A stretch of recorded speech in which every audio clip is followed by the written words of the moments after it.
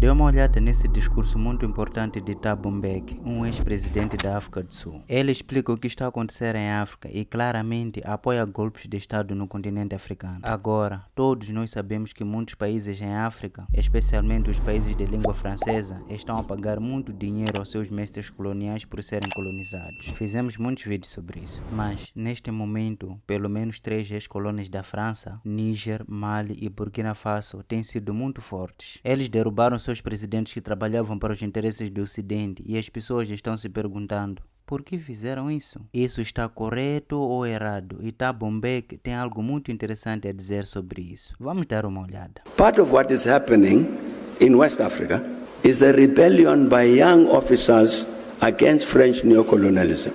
It's not only military coups to remove some elected president, but these young soldiers are saying our politics since independence has respected this junior relationship with France.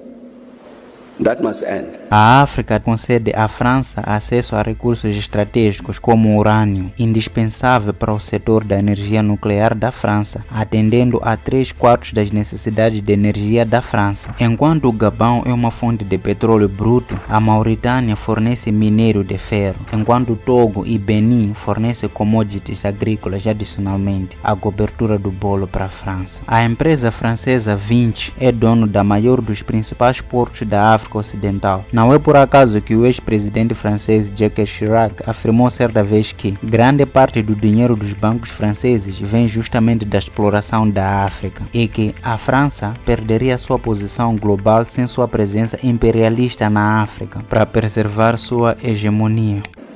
You raised quite correctly in the context of the military takeovers that have been taking place, particularly in West Africa. But I think we've got to understand this about the West Africa situation. You know, a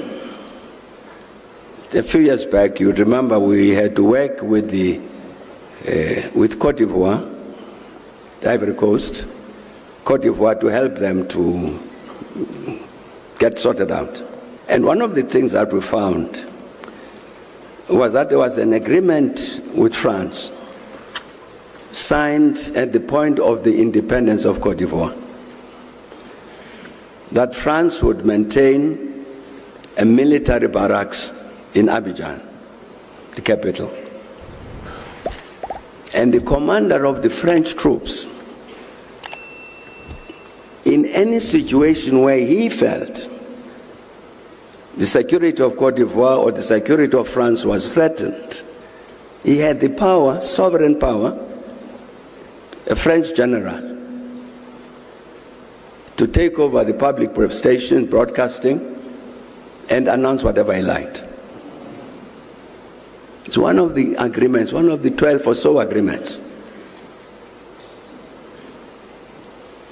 that not only Côte d'Ivoire, but many countries of the Francophone countries that signed with France at independence. Reconhecendo que as formas mais eficazes de controle são aquelas que são invisíveis, em 1958, a França, durante a descolonização, instalou colaboradores locais e concedeu-lhes a condição de Estado. Esses colaboradores locais tornaram-se guardiões do Império Neocolonial da França, mantendo seu controle e as suas bases militares francesas. Apenas a Guiné recusou a oferta. Seu líder declarou que seu povo preferia ser pobre na liberdade do que rico na escravidão. A Guiné, portanto, rejeitou o franco CFA buscando desenvolver sua própria moeda. A França sentiu que precisava fazer da Guiné um exemplo. Então, cortou as pensões dos veteranos de guerra, desmantelou a rede elétrica da Guiné e tentou bloquear seu navio não membro. A França chegou ao ponto de induzir a hiperinflação ao inundar o país com notas falsas, enquanto iniciava a resistência armada contra o governo. Sim, ficou muito louco, mas a economia da Guiné nunca se recuperou totalmente. Da mesma forma, quando o Togo mudou de ideia e tentou se livrar do franco CFA, a França deu outro exemplo, desta vez com o líder do Togo, Sylvanus Olympio, que lhe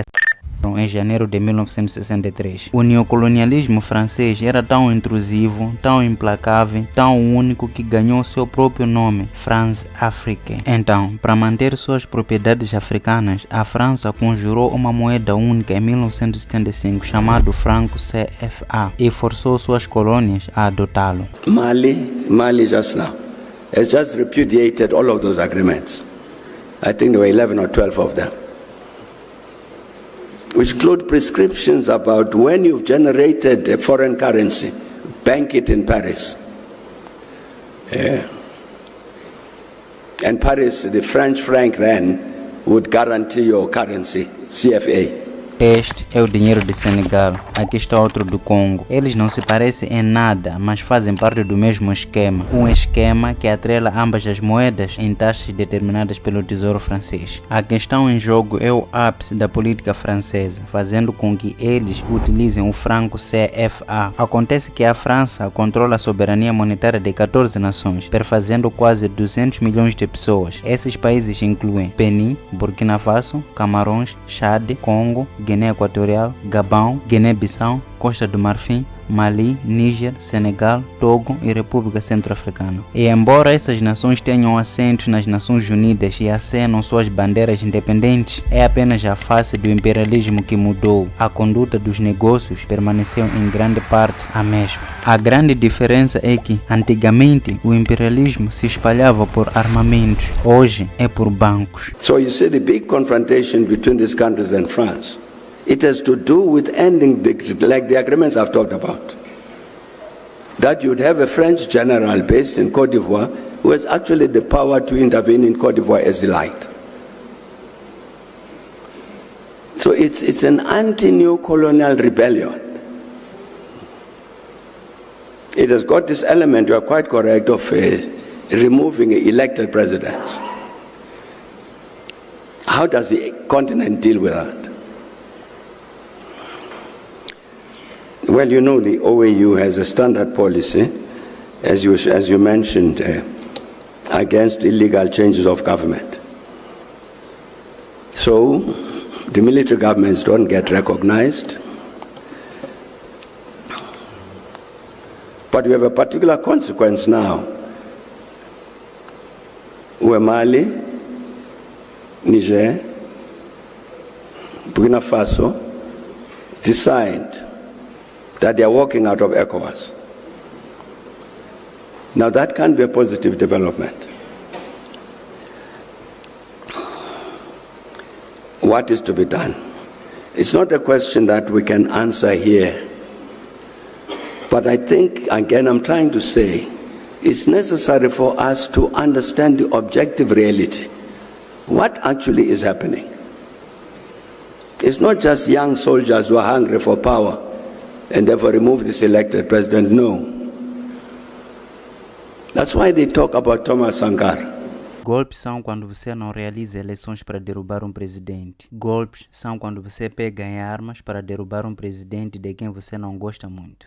Sankara took power by coup d'etat. He was a soldier.